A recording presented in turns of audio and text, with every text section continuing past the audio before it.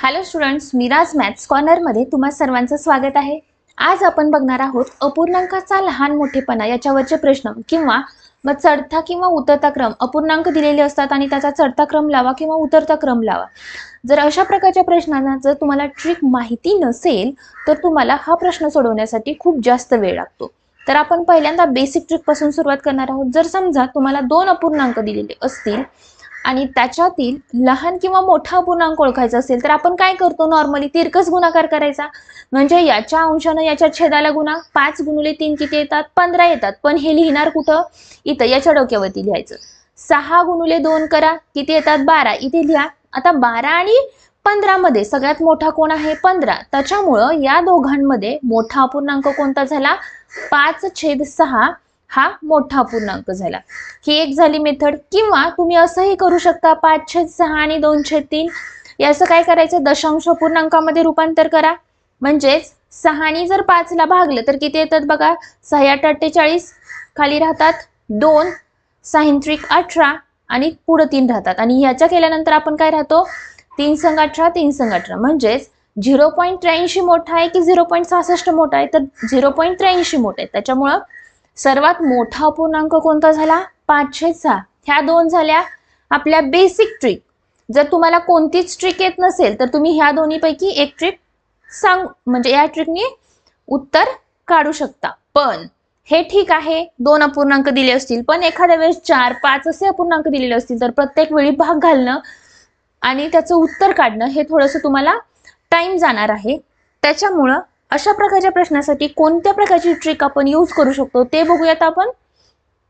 आता ज्यावेळेस अशा प्रकारचा प्रश्न दिलेला असतो आणि इथं 4 अपूर्णांक दिलेले आहेत त्यावेळेस काय करायचं, अंश आणि छेद याच्यामध्ये कितीचा फरक आहे बघा, 13 आणि 21 मध्ये कितीचा फरक आहे, 8चा फरक आहे।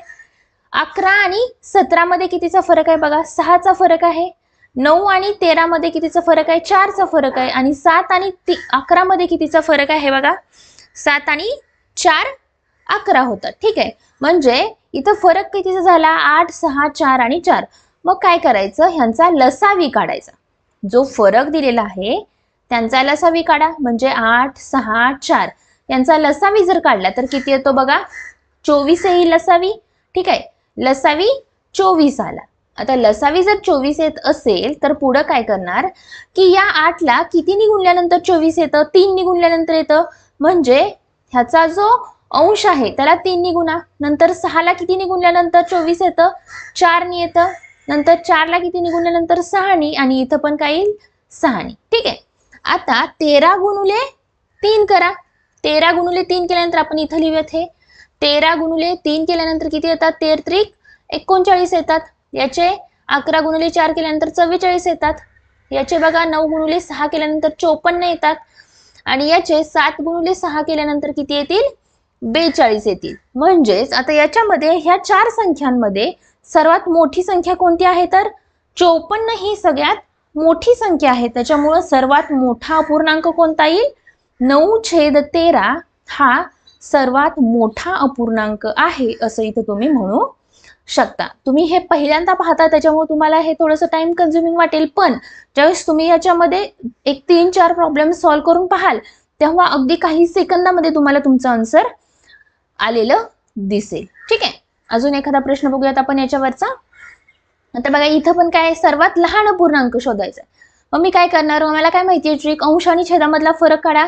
इथं आहे 3चा, इथं आहे 4चा, नंतर इथं बघा कितीचा आहे, 17 आणि 4चा आहे, इथं आहे 1चा। म्हणजेच तुम्हाला लसावी काढावा लागणार। लसावी किती आहे, 3, 4 आणि 1 यांचा लसावी येतो 12। ठीक आहे, म्हणजेच इथं बघा 3 ला किती गुणल्यानंतर 12 येईल, 4 ने गुणल्यानंतर येईल। इथं 4 ला 3 ने गुणा, इथं 4 ला 3 ने गुणा, आणि इथं काय करा, 12 ने गुणायचं आहे। आता 13 गुणिले 4 किती येतात, 13×4 52। 15 गुणिले 3 केल्यानंतर 15×3=45।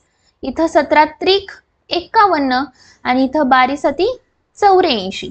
ठीक आहे, मग ह्या सगळ्यांमध्ये सगळ्यात छोटा नंबर कोणता आहे, तर 45 आहे। त्याच्यामुळे तुमचं उत्तर काय येईल, सर्वात लहान अपूर्णांक कोणता आहे, तर 15/19 हा काय येईल, सर्वात लहान अपूर्णांक येणार आहे। ठीक आहे, आता पुढे बघूयात अजून एखादा प्रश्न याचा वरचा. आता बघा इथं संख्या दिलेल्या आहेत आणि त्यांचा उतरता क्रम लिहायचा आहे. उतरता क्रम म्हणजे काय की सगळ्यात मोठी पहिल्यांदा लिहावी लागेल, नंतर लहान आणि नंतर लहान. आता हे चारही पर्याय जर ऑब्झर्व केले तुम्ही तर तुम्हाला इथं दिसून येतं की ह्या चारही पर्यायामध्ये कॉमन नंबर आहेत. 5/8, 9/13 आणि 11/17 हे सगळे कॉमन आहेत. फक्त काय आहे की त्याचा नंबर वेगवेगळा लिहिलेला आहे. ठीक आहे, आता बघा 5, आता आपण हे नंबर फक्त लिहून घेऊयात. 5/8, 9/13 आणि 11/17.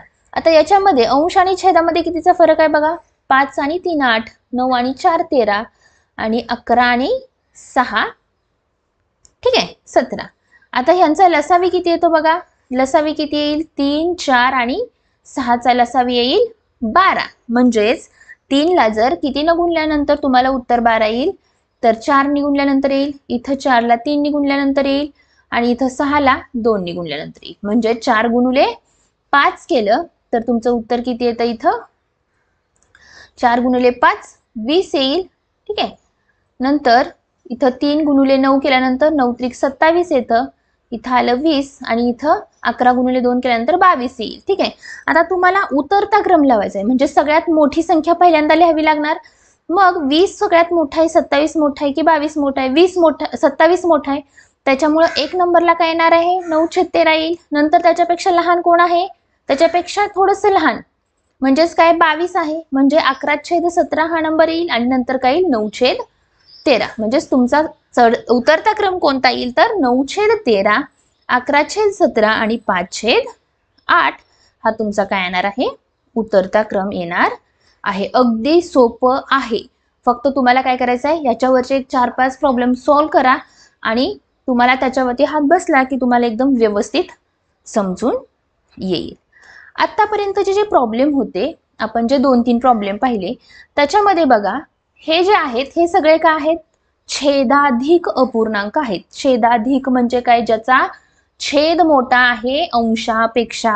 म्हणजेच काय तर बघा 7/11 छेद मोठा आहे अंश लहान आहे. नंतर ह्याच्यामध्ये बघा छेद मोठा आहे आणि अंश लहान आहे.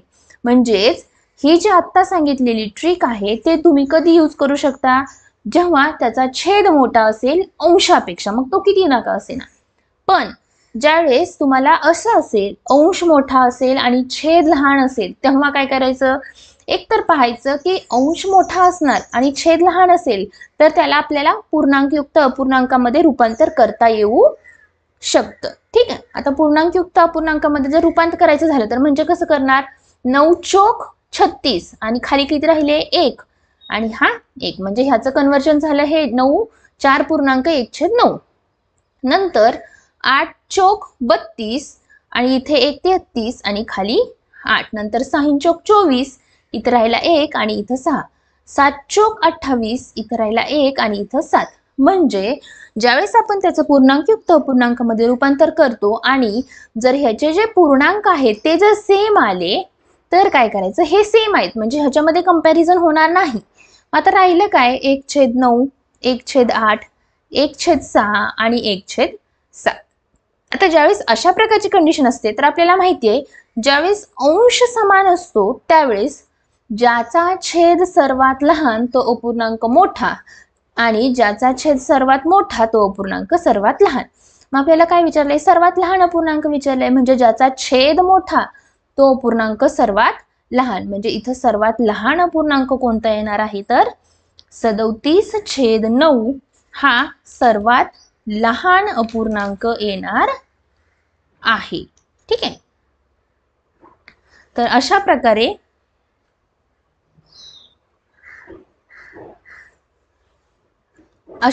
आपला व्हिडिओ इथं संपतो. व्हिडिओ आवडला असेल तर व्हिडिओला लाईक करा आणि चॅनलला सबस्क्राईब करा जेणेकरून तुम्हाला असेच नवनवीन व्हिडिओ पाहता येतील. तुम्हाला या चॅप्टरमध्ये काही डाऊट असेल तर कमेंट बॉक्समध्ये कमेंट करा, तुमचा डाऊट क्लिअर केला जाईल. थँक्यू.